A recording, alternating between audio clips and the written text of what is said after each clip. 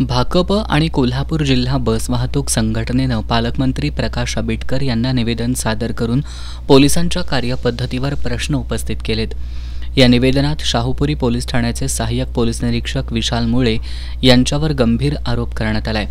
मुळेंनी भाकपचे सहसचिव आणि जिल्हा बस वाहतूक संघटनेच्या पदाधिकाऱ्यांना भर रस्त्यात अमानुषपणे मारहाण केली असून त्या संदर्भात तक्रार दाखल करण्यासाठी गेले असताना पोलीस ठाण्यातही रक्तबंबाळ होईपर्यंत मारहाण करण्यात आल्याकडे पालकमंत्र्यांचं लक्ष वेधण्यात आलंय।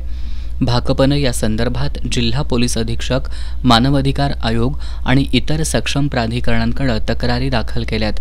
या निवेदनाद्वारे पालकमंत्र्यांनी याची दखल घेऊन उच्चस्तरीय चौकशी करावी आणि दोषींवर फौजदारी स्वरूपाची कारवाई करावी अशी मागणी करण्यात आली आहे। त्याचबरोबर या निवेदनात सहाय्यक पोलीस निरीक्षक विशाल मुळेंना निलंबित करावं, शहर पोलीस उपअधीक्षक अजित टिके आणि पोलीस निरीक्षक संतोष डोकेंची बदली करावी, तसंच संबंधितांवर गुन्हे दाखल करावेत, मारहाणीच्या घटनेशी संबंधित सीसीटीव्ही फुटेज आणि अन्य कागदपत्र माहिती अधिकारात उपलब्ध करून द्यावीत अशा मागण्याही करण्यात आल्यात।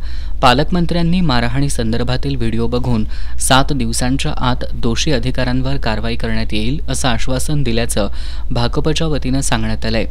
निवेदन सादर करताना भाकपचे जिल्हा सचिव सतीशचंद्र कांबळे, शहर सचिव रघुनाथ कांबळे यांच्यासह अन्य पदाधिकारी आणि कार्यकर्ते उपस्थित होते।